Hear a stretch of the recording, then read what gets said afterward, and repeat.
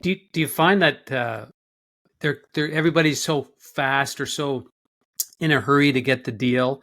Is it because there's so much competition, or is it the salesperson's just a bit too lazy? It's the I don't know. pressure from the leadership. It's the Okay. pressure to get deals closed based on a quota system, which is really an outdated system. Close dates come from customers, not quotas. So if you've built your quota system on what your company needs versus what your customers need, it's not going to work.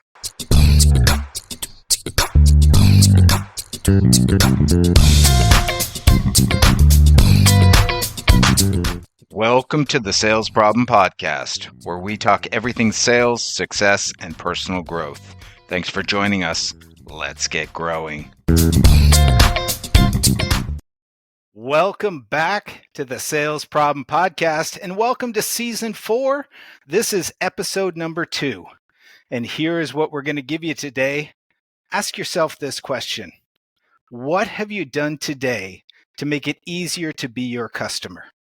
And what have you done to make it harder to be your competitor? I love that question. We're going to answer that question today. And of course, we're going to help you solve all your sales problems. I'm your host, Daniel Burns, and joining me is my co-host, the man who always gives the competition a hard time. He's all about effort, energy, and enthusiasm, the great Steve Comerford. Steve, what's cooking today, my man? Rah, rah, sis, boom, bah. Hey, Dan, how are you? I don't know how to live up to that one, but I'll try to do it. And we're gonna solve the sales problem all in 60 minutes and or less, right? Alice, we'll just wrap it up. All of the sales problems in Just 60 minutes or less. Just in a all bow. of them. Yes, excellent. Well, I'm doing well, Daniel. Nice to see you again, and nice to have another great episode in front of us. I am, we do our little coffee rant, and a classic that I always go to is Cranky Pants. Might be a little bit appropriate today, but as we like to mix it up a little bit. You know what? You need a little balance in your sales life and in your day, and so. You know what? I've got tea going today, Dan. You can't see that, but it's a little Zen tea. Need to be good, right with the sales gods and be on my game for the day. So I'm just mixing it up with a little bit of tea today with the Cranky Pants earlier in the morning. So, how about you? What's going on with you? Well, I like that, Steve. I think we're actually on the same wavelength, and I keep trying to amplify that introduction every time we have a episode for you there. So, okay. But it might just be that I have had too much coffee in my Sales Problem Podcast mug. Just like you, Steve, I'm drinking Cranky Pants. But to your point, look what I've got. For those who can't see this podcast, I've got a bag of Morning Glory all ready to go for tomorrow morning. So I've got Cranky Pants in my cup tonight, and I wake up and I'm going to have some Morning Glory. So just a reminder to all of our listeners that we've got 2 great podcast partners. One is Crank Coffee, all kinds of great blends. And, of course, Steve, I've got my Mama T's protein cookie. I love these for all the sales reps that are like me, that are out there on the road. I'm a bit of a cookie monster. I need a little bit of a sweet treat through the day. This one's got 21 grams of protein. And what I like is it's just all clean ingredients. Stuff like oats and honey and stuff you can pronounce. So if you need a treat on the road, grab a Mama T's. And as always, go to our show notes because we make it easy. We're going to link you to these 2 great companies. Throw in the Sales Problem Podcast 15. That's going to give you 15% off. These 2 products are going to come straight to your door. We couldn't make it any easier. And just one final note for our listeners. If you haven't hit follow on our podcast, please give us a little follow. It's that button up in the corner when you go to Apple Podcasts and Spotify. That helps the podcast a lot. Or just leave us a review if you like the episode. Steve, that is the business. All right, skip the coffee and the cookies. Dan, are you ready to start solving the sales problem here? Yes, we have a time. We have to wrap this up in 60 minutes. We're going to solve it today. Let's go, baby. Let's go. So I'm excited, listeners, for today because we have Alice Heiman on our show. And let me tell you why we brought her on. And before I do the whole bio, one of the things that caught my eye is that I saw Alice on the Global Guru's top 30 sales professionals list. And we have had a number of people on our podcast from that list. Then I was checking her out on a podcast. And this is what one of the people said. Whenever we need great sales information, we just go to Alice Heiman. And I thought, oh, well, that's who we have to go to. So we reached out. She said yes. She decided to come on our podcast, so we're grateful to have her. Let me tell you a little bit about Alice. Alice is nationally known for her expertise in elevating sales to increase valuation for companies with a B2B complex sale that have exceptional growth potential. She's originally from the widely known Miller Heiman Group.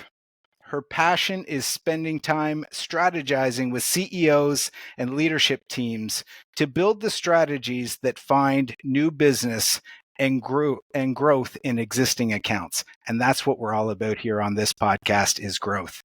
Her clients love her spirit and the way she energizes their sales organization.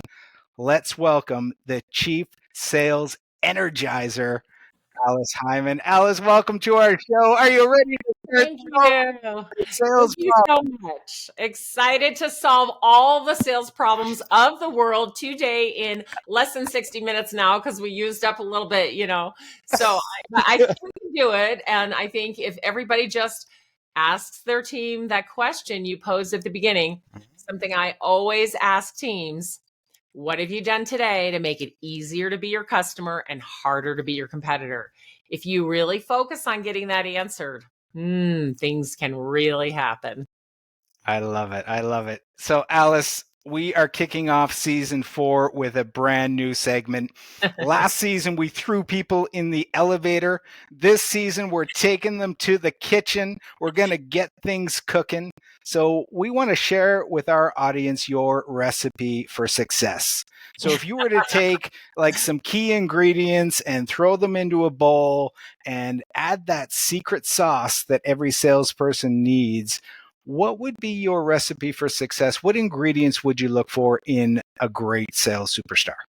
Well, you need a very big helping of care. So that's the first thing I'd say, big, like lots of care, put that in. Okay. And you got to put some consistency in. Now, more than a dash, right? You got to have some serious consistency. And lastly, you need a good heap of curiosity. Ooh. And those are going to be the key ingredients for success: care, consistency, and curiosity. Oh, I love it. The 3 C's. And Alice, curiosity is the one that I just love because, when did we lose our curiousness? It should be the thing that in order to qualify prospects, we just genuinely want to know what is it that they're after and have I got the thing that they really need? Well, we can't solve anything if we're not curious, right? Because somebody says, whoa, I have a problem. You go, okay, here's a solution. Well, you weren't curious. You didn't dig in. You didn't ask. You didn't, go deep so that you could truly help them understand their problem before you start to offer a solution. You may offer the wrong solution if you are not curious. And so I think salespeople today are too transactional. Even the ones who say they do a business to business complex sale, I watch them. It's all about getting the deal closed. Yeah. That is just not going to cut it. And people aren't putting up with it, right? They don't want a transaction. They want someone to help them solve their problems. And they want to know that you care about them. So if you can't do that today, it's a recipe for disaster. Oh, I love it. I'm going to add a fourth C, consultation. There you go. Do you find that they're everybody's so fast or so in a hurry to get the deal? Is it because there's so much competition, or is it the salesperson's just a bit too lazy? It's the pressure from the leadership. It's the Okay. pressure to get deals closed based on a quota system, which is really an outdated system. Close dates come from customers, not quotas.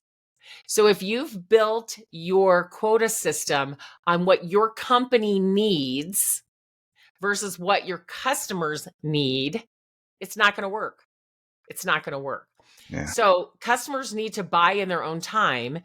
They need to buy depending on what kind of implementation dates they have, how much training needs to be done, what comes after. Like, their timelines are their timelines. And if we're curious, we can find out what their timeline is and why it's that way. And then we can know the close date. And then we can actually have a real funnel with opportunities in it that are moving at the right velocity. And we can forecast sales and forecast cash flow, right? Because CEOs, especially founder, CEOs, they're very interested in cash flow so they could pay the bills every month. But what happens now is they put an arbitrary quota in place. And so you cannot forecast cash flow off an arbitrary quota because it may close or it may not close. It may not come in. And then you don't have the cash flow that you need. But when you know what customers need and you know their close dates, you know when the money's going to come in the door. Now, not that things don't change, but it's a much more solid way to run your business than on a false quota. Oh, we just need this much money by this date. You better go get it. So why do salespeople do things that are not best for the customer? Why are they transactional? Why aren't they taking the time to be curious? Because they are pressured to get things closed. And to some degree, that pressure put on them works to pressure the customers. And sometimes they do close with that pressure. Hold on a second. So the customer's you're not on the same track as the trip to Cancun at the end of the year that I need to get to if I can hit my target or my quota. You saying that the customer's not on that track? Yeah. Hey, hey, Steve, like, listen, my trip is at stake. I'm not going to get to go to Cancun if you don't buy this from me. Yeah. Really? I think that might have worked maybe 40 years ago. It did work. It did work to some degree. Yeah. There was a time when your good customers, you would call them and say, hey, I need a little more. I need a little, and they would try to get it for you.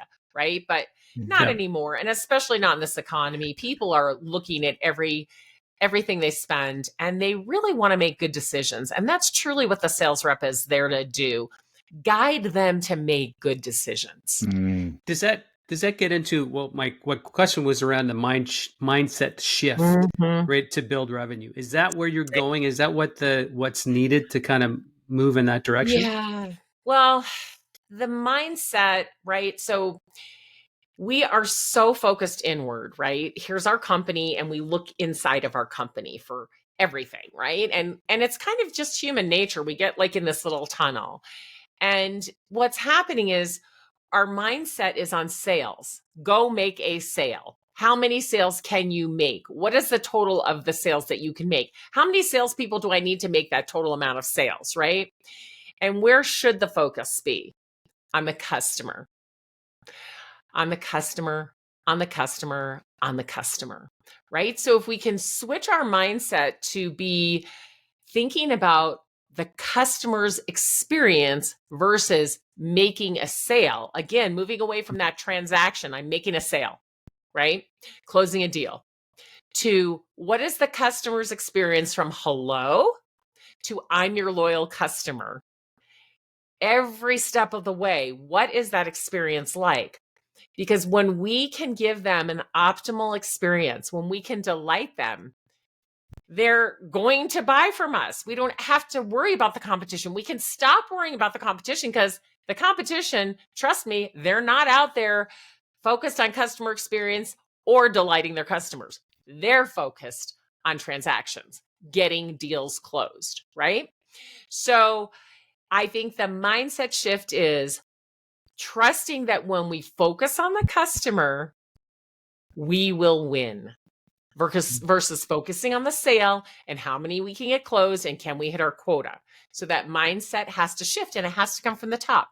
The CEO has to change their mindset or they become the sales prevention department. Now, I listened to you on another show, and you know, the customer experience starts with the employee experience. Right. Is that where it happens from the CEO down, and what culture, how they build out their sales team and what their focus is? Can you go there? Yeah. So, it's pretty simple. If you ask your employees, maybe you do it outright or you have some sort of survey or whatever, and you find that they are unhappy, disgruntled, tired, overworked, underpaid, resentful, how will they handle a customer when they call? Now, if it's an easy customer call, they'll probably be fine. But when the customer calls up and they're upset and they're maybe yelling a little, right? They're intense. How will that tired, burnt out, resentful employee react? They're not going to delight the customer, that's for sure, because they don't give a care about delighting the customer at that point. They care about themselves and how they're being mistreated or how they feel they're being mistreated, whether it's true or not, it's their perception.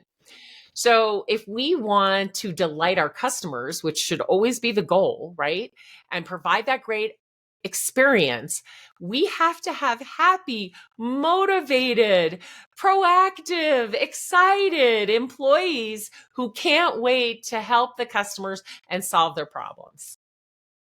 That can only come from the CEO. Where else can that come from?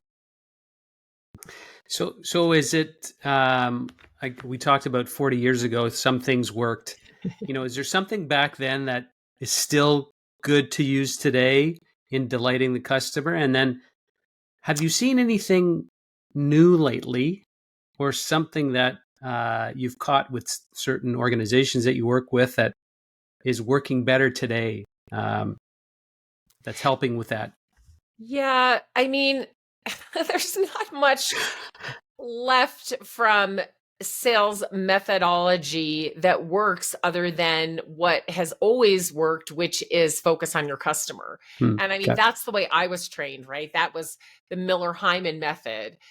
All the methodology was completely based around the customer, their needs, solving their problems, guiding them, helping them make the best decision. So, from 40, 50, or 100 years ago, caring about the person who's buying from you was still a thing, not that everybody did it. And I think just focusing on the customer. And I don't know why we keep losing sight of that and have to keep bringing it back to the forefront. It's like, care about your customer, bring the value that they need, help them make a good decision. They buy from you. Like, this is not a hard equation. So I think that, it's a tough one. I think also something we need to revive or continue or whatever from years ago is just word of mouth. When you do a great job, right? Before there was the internet to make it so easy for people to write good or bad things about you or, shout you out in a good way or a bad way. Before there was that, right? And maybe with TV, but, TV isn't, a human telling another human, really, it's, an advertisement, right? It's a little bit different. But back in the day, how did we find out about stuff? Our friends at dinner would say, oh yeah, I'm the CEO of this company and we use this and it's really great. And the CEO sitting next to me used to say, oh really? Tell me more about that, right? So word of mouth, because we did a great job, like, that should never be let go of. That's a great thing. Do a great job and get people to talk about it, right? And that kind of goes to, getting introductions and referrals. And that's the way it should work. It's like, hey, you did a great job. I want to introduce you to someone else that I know that needs your help, and you can do a great job for them too. So I think those things have always been around and we should keep them for sure. We should amplify them. But I mean, I think maybe, there's some things we need to get rid of too, like BANT. Salespeople who are still getting on a discovery call without having done their homework and asking basic BANT questions. What's your budget? Do you have the authority? What's the need? And what's your timing? Now, as a good salesperson, do you need to uncover all of that with your curiosity? Yes. But when you show up to a call, first of all, authority is all over the place these days. You don't know. The person you're talking to could be the authority, could not be the authority, but they could also be the one who's like, you're not getting any further, right? And I think that's always been true, but we need to treat everyone who's interested, with the utmost respect and care, and really lean in to that and find out what they need, and then have them help us navigate to the people who are going to make the decision if it's not them, instead of, oh, you're not the decision maker. Okay, well, who is? Because I'm done with you, right? Which is what salespeople are still doing. I'm like, are you kidding me? You just threw that in the trash because you didn't treat that person with respect, because you asked if they had authority and they said no, or I'm not sure, which, today in an organization, people don't know how to buy anymore. These are younger people. Things have changed. They've never purchased what you're selling. They have no idea how to buy it. So they honestly don't know whether they get to make the decision or not a lot of times. So we are just cutting off our nose to spite our face when we let salespeople continue doing those BANT discovery calls. Yeah, I'm glad you brought that up, because I was going to go there. And I think that's the difference, that maybe 40 years ago, you go straight to the CFO, or maybe 30 years ago, you'd go to the CIO at that point, right? Or whomever you think the decision maker, and you'd run over 3 or 4 people on your way there. And then you'd go, wow, I thought I had the deal. I talked to the main person. And meanwhile, the other 3 people you ran over just kind of kiboshed your presence in that organization. Yeah. And I think it's different today, because you do have to treat all of the people you interact with the same courtesy and kindness and care, to then get to the right people. Or are you finding more teams are deciding? It's more collaborative, that they're making the decision. It's definitely more teams. It's definitely more teams. But I want to put a little notion in everybody's head who's listening. Okay. Imagine if you talk to someone who you figure out really doesn't have any authority, and furthermore, probably doesn't even have much credibility with the other people who are going to make the decision, but they were the ones set off to gather the initial information, right?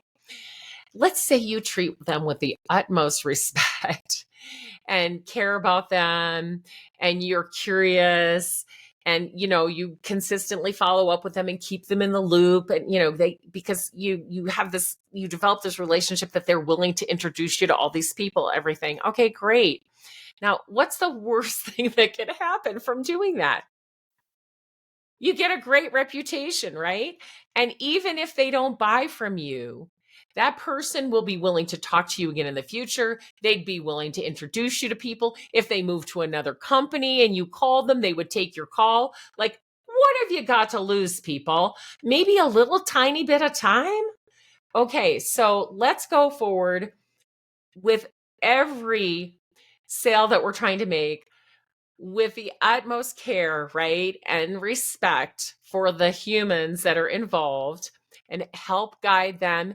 And if in the end that decision is, yeah, we're not going to buy it from you, you're probably going to be in somewhat of agreement with them because you're trying to help them solve. But now you've left the door open. You've exited gracefully. You can call them in a few months and see how the solution they chose is working and what else is happening. And it leaves the door open for you to come back, and it leaves the door open for you in the future if they move to another company. So why not set yourself up for future success at the same time you're setting yourself up for near-term success? I love it.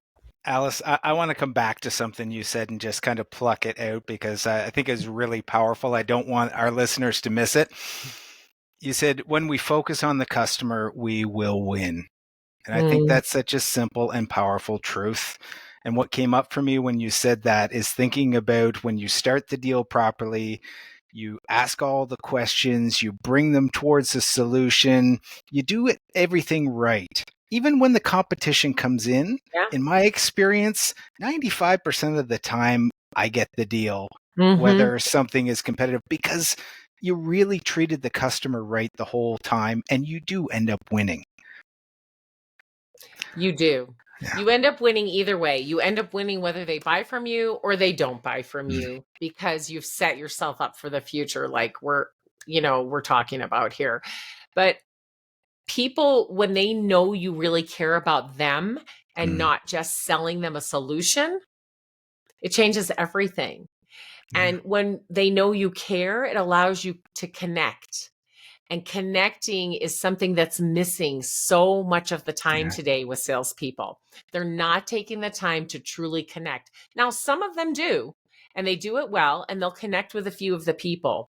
But that has to be on their minds all the time, connecting with these other humans and getting the other people at their company, the subject matter experts, the customer success people, the senior people that need to be involved, the CEO if they need to be involved, getting them connected with the other humans involved that are buying, right? Yeah.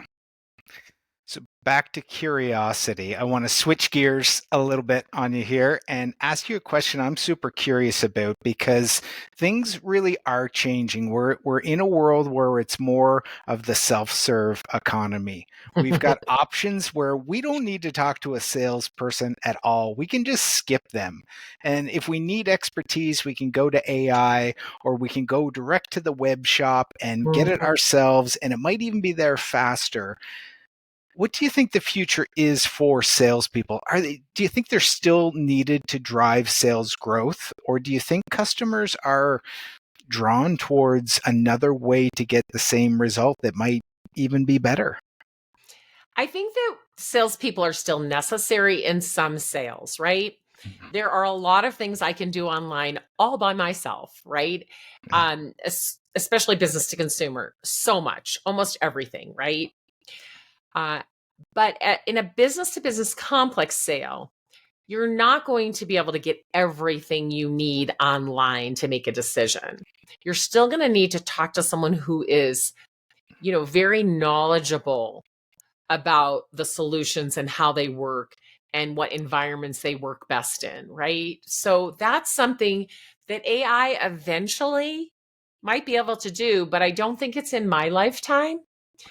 I think that that's coming possibly, but you still need to train the AI, right? So there's still going to have to be people hanging around. I also think that if I'm trying to buy something and I'm on the website and there's a video that's helpful or some AI that's helpful, I'm very happy. But sometimes I can't get exactly what I need.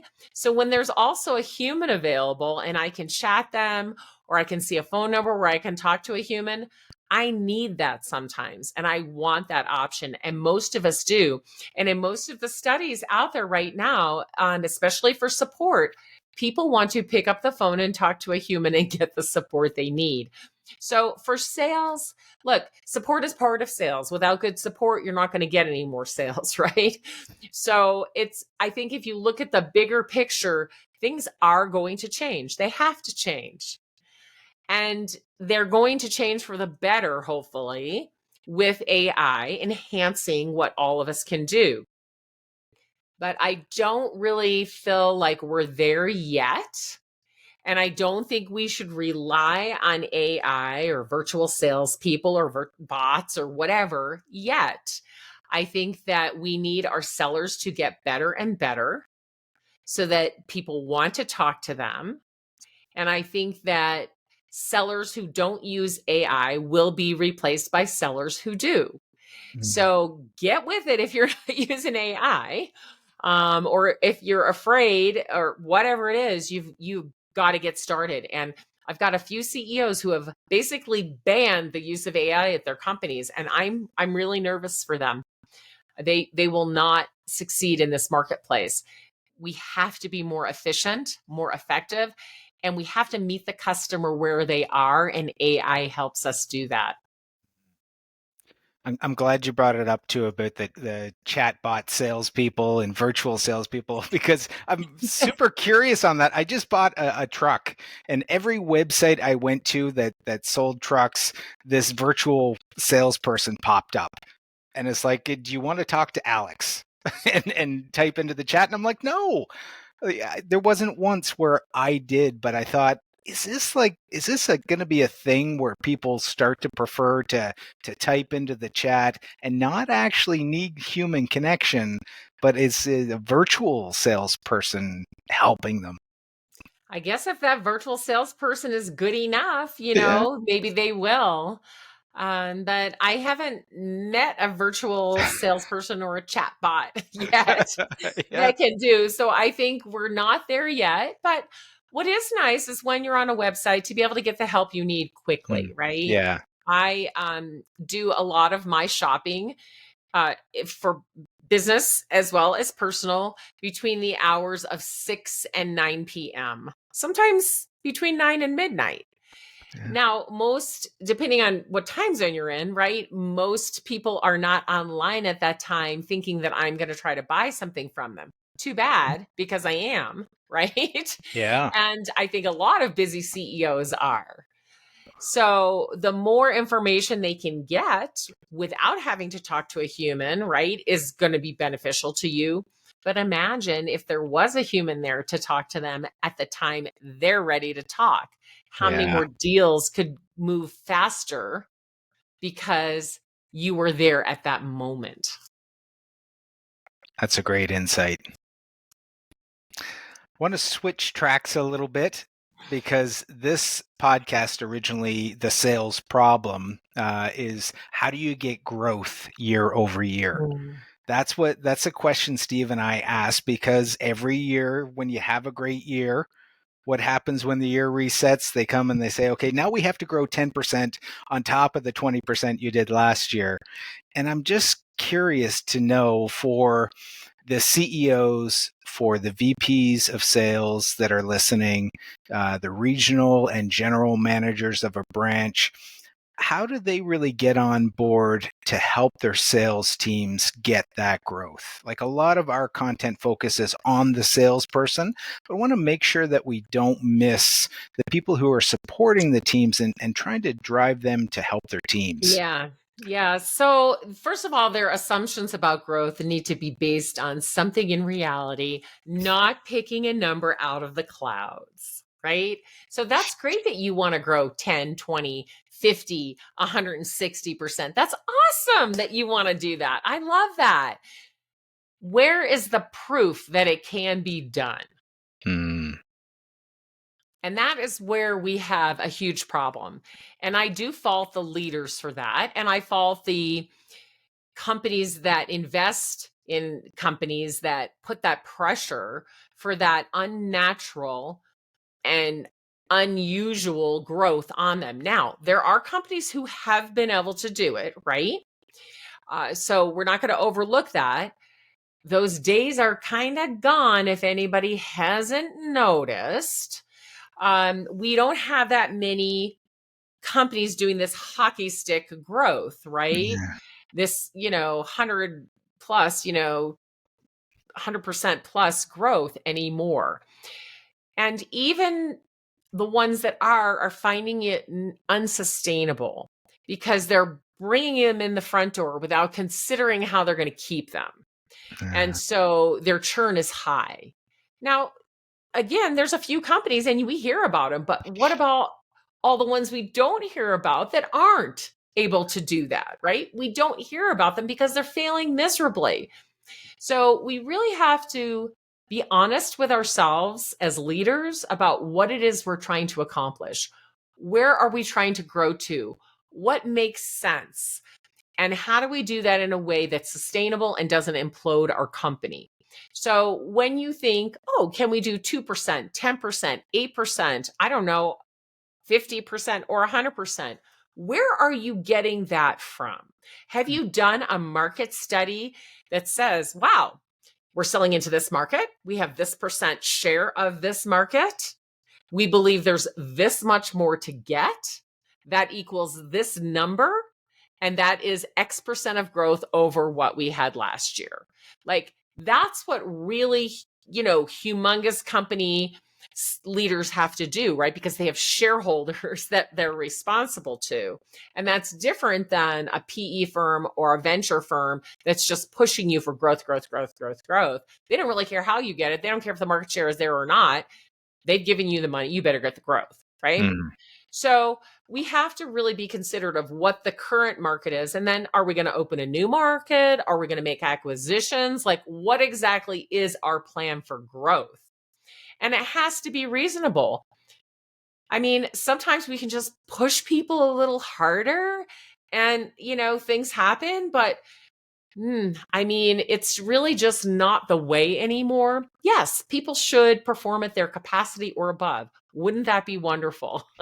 So let's set them up to do that. So the first thing is, let's pick some numbers that are realistic, right? They're reasonable. They can be a stretch, but they're based on something, right? They're based on, this is how many companies have not purchased these things from us yet.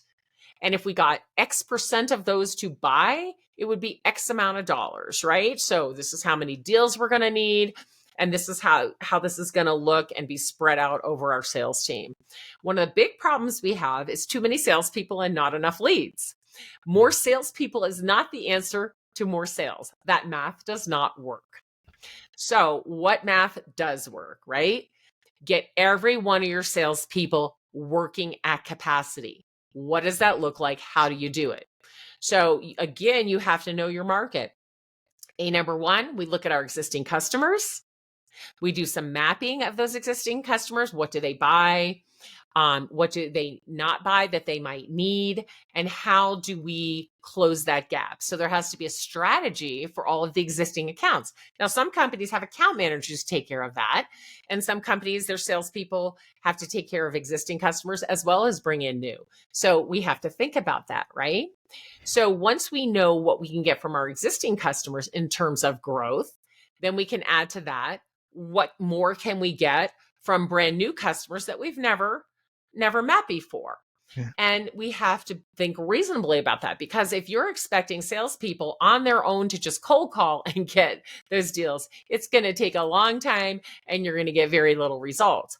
If you have a system around how you get those new customers, for example, starting with referrals from the customers who love you best, making introductions for you, oh, that makes sense. Maybe you have an advisory council or advisory board plus senior executives who can open doors for salespeople and make introductions for them. Great. Perhaps you also have a marketing team who actually knows how to do demand gen and not just, no offense to anyone out there in marketing, making pretty graphics and awesome websites and all that good stuff. But like, where does that convert? How do we make that into something that is for sales, where people actually raise their hand to talk to a seller? How do we create that demand, right?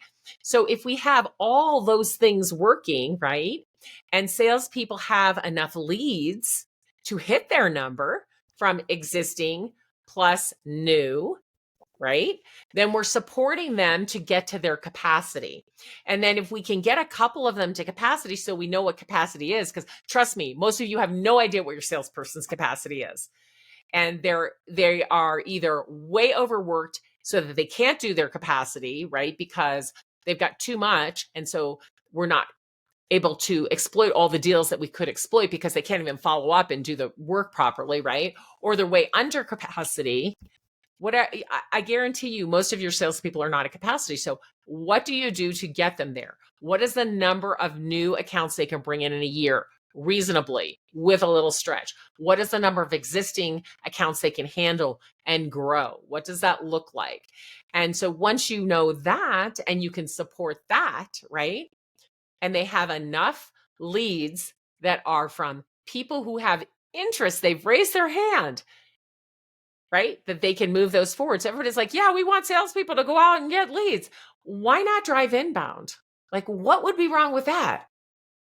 So it's not just all about salespeople going out to get it. It's about people wanting to talk to salespeople and them being able to move those deals forward as well. We've got to have the whole picture. Okay, listeners, just rewind the last 3 minutes because I lost count at like 10 great insights that Alice just dropped there. We said we were going to solve all the sales problems. We might have just done it in the last 3 minutes. That was golden. Golden. Alice, on that all the methodology that you explained there, is it similar? And I know you do some work with entrepreneurs.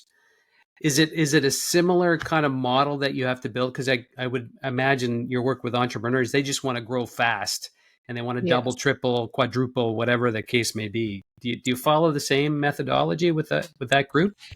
So basically, yes. Because here's the thing. If you have existing customers, right? So if they're brand new companies, they don't have existing customers. So they have to take that out of the pot, right? So that isn't an ingredient anymore, going back to your theme. They don't have that as an ingredient. But what they do have is their own network as a founder CEO. They have their friends, their other friendly CEOs networks. They have hopefully an advisory council. If they don't have one, build one today and get them to open doors for you, right? So they have that network and the network of those they hire that they should be using since they don't have existing customers, right? And then to go out and get those new customers, it's so much easier if all of those people, if their network makes those introductions for them. Now, that's not always going to happen. So we're going to have to rely on some other methods. And I do believe in putting out great content, but look, everybody's putting out great content. Everybody has a podcast. Everybody has a newsletter. Everybody has a LinkedIn profile. Everybody's content. It's like, I can't even read all the stuff I want to read, right? Let alone all the stuff I don't want to read. There's just too much. So although you should do that, right? But there's other things that founder CEOs can do, like get on podcasts, right? And that's how the word of mouth can spread. And they can do some thought leadership, some very well thought out, right? Thought leadership in their industry. They can speak at a trade show or a conference, or they can hold their own event and invite people. So yes, the lead generation for very early stage companies is going to be a bit different, but a later stage company can do all of those things plus capitalize on their existing customers. Good. I'm glad you covered that off. Very valuable, I think. But I want to shift it to the focus of the buyer. We so often, Dan and I, we talk about the salesperson, sales managers, going out and building your book of business. But on the buyer side of things,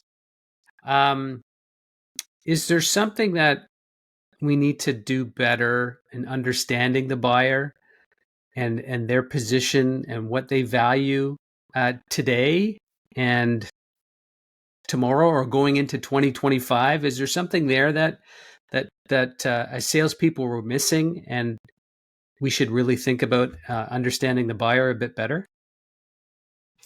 Oh, yes, absolutely. We have to understand the buyer a bit better. And this is where AI can really be a blessing, right? Because AI can do whatever I tell it to do. And it can do it without hallucinating when I tell it to fact check itself, right? So you can use AI to learn about your customer. Now, here's what sellers need to do. They need to know their own company, their own products, their own industry, right? They need that information, that bit of information. Then they need to understand their customers, the industry they're selling into, right? And if they sell into several industries, they're going to have to understand them all. Then they need to understand their customer, the company, and the people. But then they also need to understand who their customer is selling to. That's a lot, right? But imagine a salesperson who approaches you having that much knowledge. They're actually going to be able to bring value and help you instead of just talking about the product and service and selling it to you. It can do this, it can't do that. When do you want it by? How is it going to be delivered? Blah, blah, blah, right? Now they can bring real value because they can say, in your industry, right? This is what's happening. That's why they need this. Other companies like you in your industry are doing this and it's working very well for them. They have that broader knowledge. Your customers need XXX. Our product's going to help you deliver that to your customers, right? But if I don't know who their customers are or what industry they're in or anything about them, how am I going to say that to them? I can't. So I have to be able to have this kind of more broad knowledge, right? It's just business acumen, really, that our sellers need. And then I need to be able to apply it. So, yeah, the more I know about the human that I'm going to be interacting with or the set of humans, because selling is a team sport, buying is a team sport, team to team. You don't send one person in, against a team. That's no good. So we need to understand who are these humans that we're selling to. And the more we understand about them and the world that they live in and what a day in their life is like and what they're trying to solve for and how they're trying to shine in their own company and what their goals are, the more we know about that, the more we can connect and the easier it's going to be to guide them to make a good decision. So is that in combination with keeping the competition out or making it more difficult for the competition? Is that where you were going with that comment earlier as well? Yes. I mean, it's difficult to be my competition if I know these people better than you do, right? If I spend that time, I use the AI to help me gather all of that information. Yes, I'm going to be in a better position.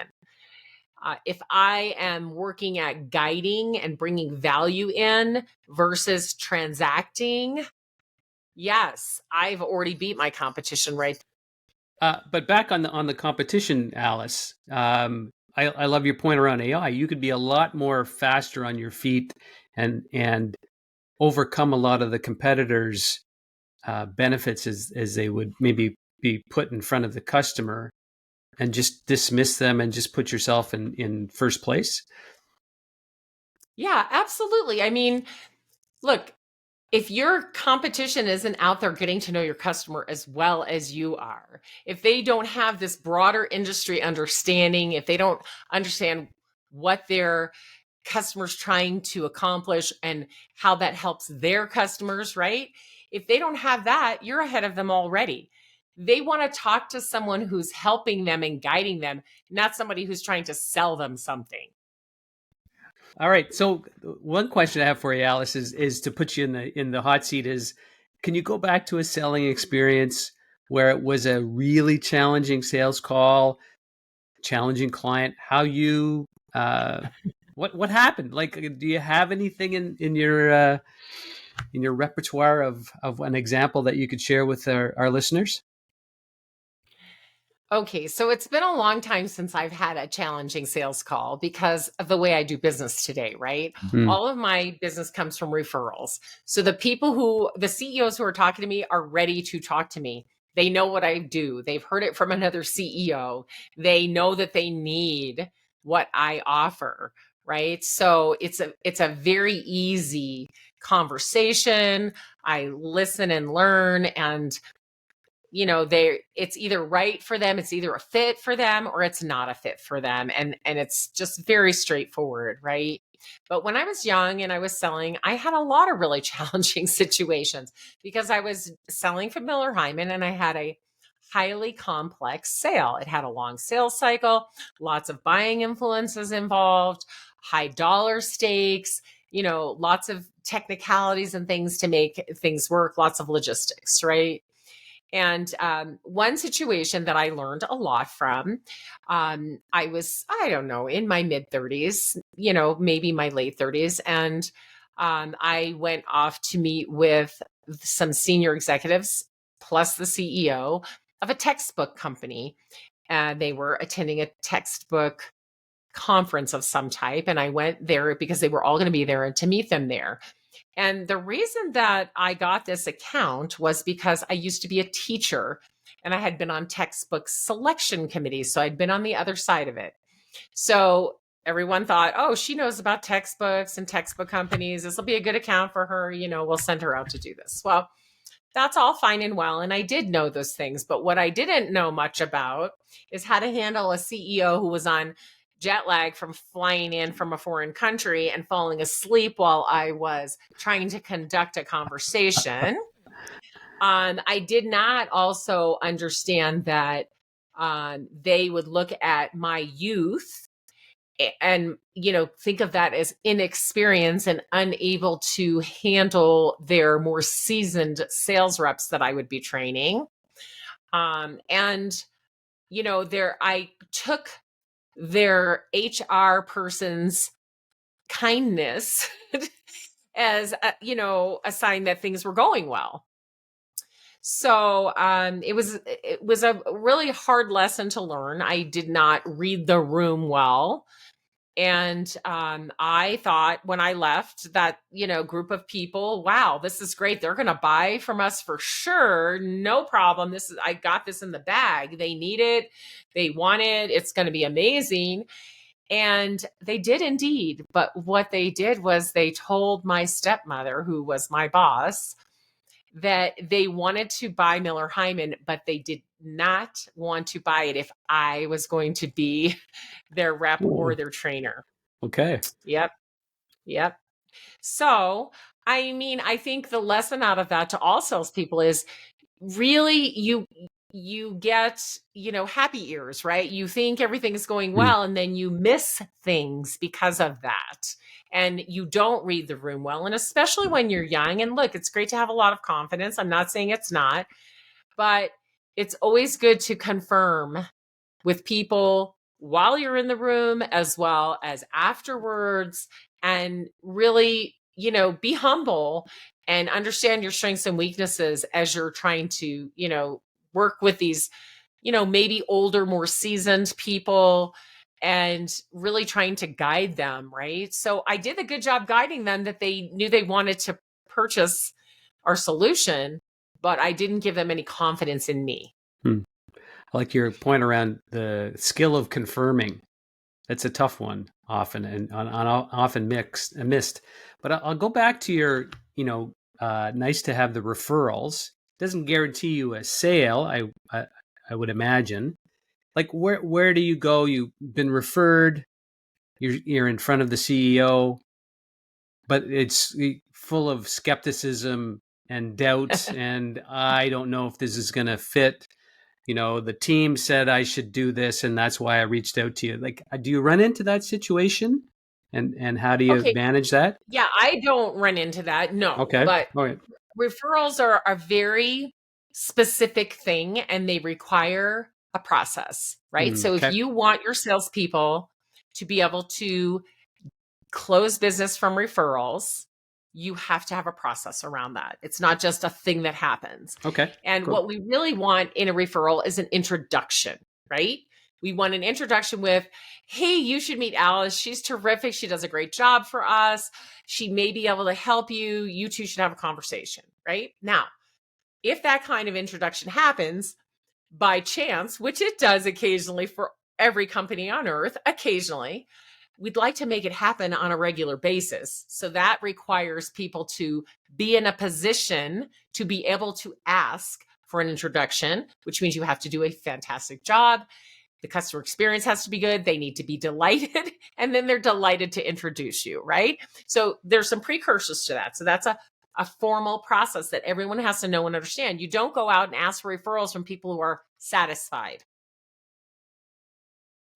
No. Okay. And that's an old methodology too, that you close the deal and then you ask them for the referral. Bad. Don't do that. Okay. So we have to earn it, and we have to have a process around it. And then once someone says, yes, I'll be happy to make an introduction, that's when the work starts. Now you use your AI to learn everything about that person, that company, that industry, their customers industries, you do all of that. So you show up to this meeting and you can wow these people, right? You can be a good listener. You have your questions ready. They're smart questions. You're knowledgeable. You can bring value to that conversation. So getting an introduction and showing up doesn't work. It doesn't work, right? So when people refer people to me and I know who they are and I know about their company, and I start off the conversation in a great spot because I've looked at their website, I've used AI, I've looked at their LinkedIn, I know who the people are that work at their company, and I can speak from there, right? And that's what salespeople have to be able to do also if you want referrals to work for you, because just making an introduction and then that salesperson shows up and blows it, not so good. That person will never give you another introduction after that. Yeah. Yeah, there would not be another callback. That's for sure. And no. So, Alice, I want to come back to your story because I loved it. You know, we bring on the experts and the gurus, but it's so nice to share a story where something didn't go exactly as planned. And I think that's how you do become an expert, is by going through those things, experiencing them yourself and learning from them. So I really appreciate that you shared that. I want to stay on story time because we like stories. And I'm curious to know whether, 70% of people would describe salespeople as sleazy, slimy, aggressive, pushy, annoying, those types of things, which is not the truth at all, but it does happen. And I'm wondering, has it happened to you? Have you been in a moment where you came across a salesperson and you're like, oh, this is why 70% of people feel this way. This is a bad buying experience. And what did you do? And what advice can you give maybe some salespeople that are getting it wrong? They don't know they're getting it wrong, but they're in that group. How do you handle them? What advice would you give that salesperson? Well, I've been avoiding them for years, honestly. I mean, I don't answer my phone. I have other humans who answer my phone, so I don't have to talk to them. I don't answer my cell phone when it's an unknown number.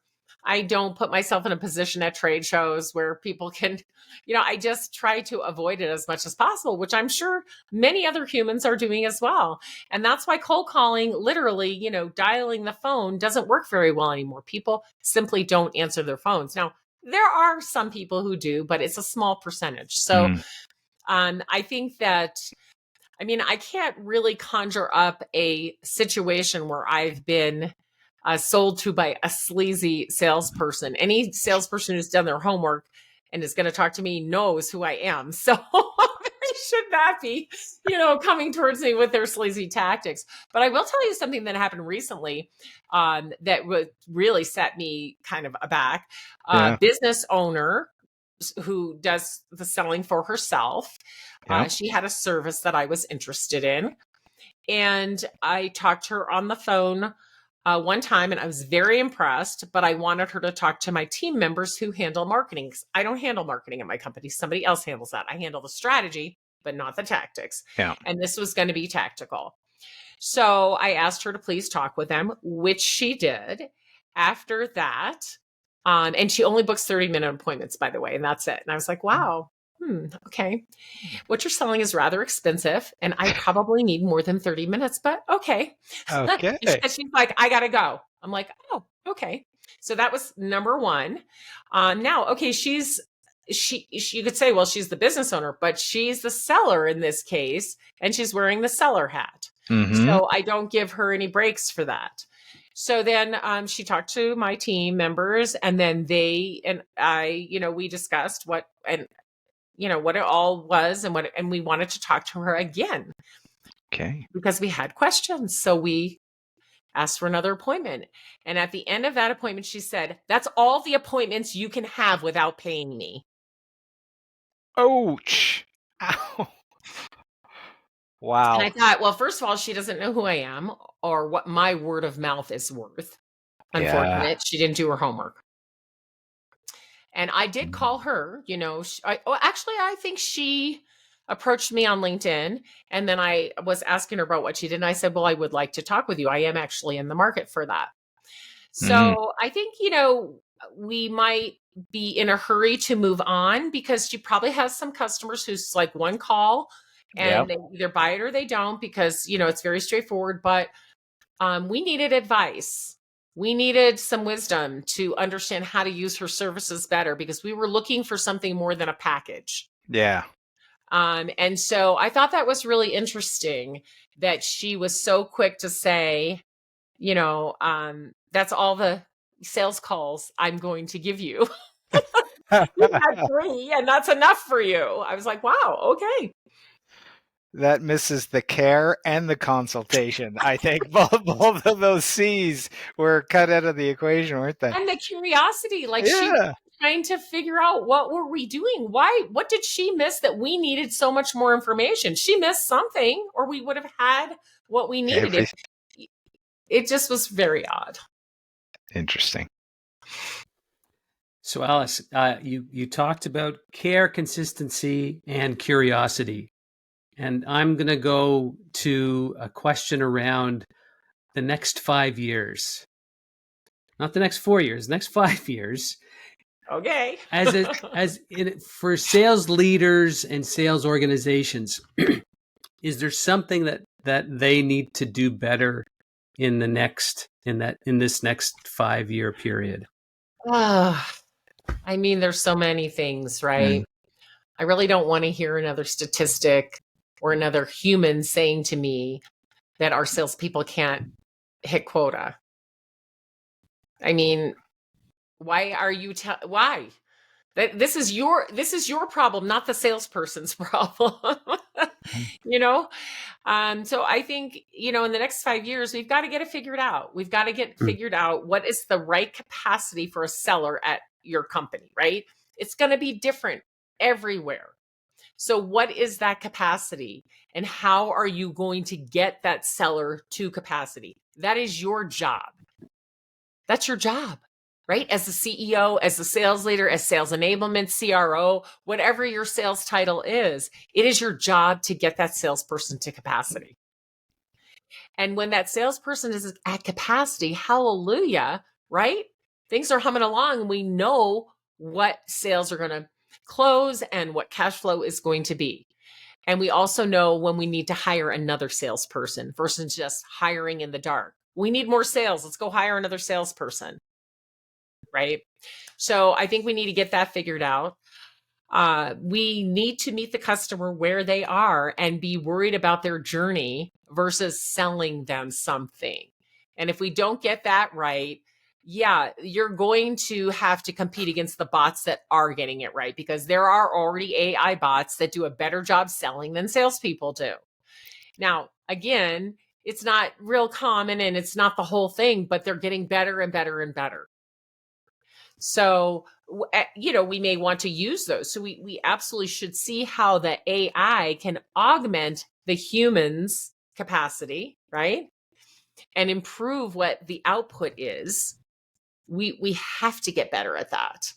I think, there's other enhancements as well. And one of them is looking at the future yourself, saying, 5 years from now, what will it be? What will it look like? What will our customer be like? How will they be different? What will change for them? Who will their customer be? How will that be different, right? So we need to ask those questions all the time. And it's just like we began, daily, weekly, monthly. What are we doing to make it easy to be our customer? There are so many things that you do and you don't even realize it that make it difficult for your customers to be your customer. Remove all that friction. Focus on that. And that's what's going to help you win in the future. I love it. It gets right back to the first question, Dan. It's been such a privilege talking with you today, Alice. Really, really do appreciate it. I think I understand the title Chief Sales Energizer, because I've loved your energy today, Alice. Can you tell our listeners where they can find out more about you and track you down? Sure. You can go to aliceheiman.com, but I'd love to connect on LinkedIn, but only if you tell me that you heard me on this show. And then I will rapidly accept your connection and share ideas and thoughts with you. Well, we're going to make sure that we put all the links in the show notes to make it easy to find Alice. She's been amazing today. We started. I'll add one more thing. Sorry. Okay, I have my own podcast because everybody has a podcast today. That's right. And my podcast is called Sales Talk for CEOs. You can find that on my website or just go to salestalkforceos.com. And it's for CEOs and all of you who support CEOs. Amazing. We will put that in the show notes, make it easy to find. Listeners, go check out Alice's podcast. We started with 3 C's, Alice, but I've got more C's here. We've got care, consistency, curiosity, consultation, connection, and customer experience. I think we did solve almost all the sales problems. Maybe not everybody's problems, but the sales problems. And Steve? capacity. Oh, Yes, Another C. capacity. Wow, Yeah. we got a lot of things going. Alice, today you helped us solve the sales problem. You gave our listeners some new knowledge that they need to thrive and succeed. You've helped them grow by enhancing what they know. Listeners, we love you. We appreciate you. Thanks for listening. And if you've learned something from the podcast today, send it to a friend who needs to listen. We're in over 38 countries now. So if that friend is across the other side of the globe, send it to them, share it out. And until the next episode, keep building the best version of you. Thank you.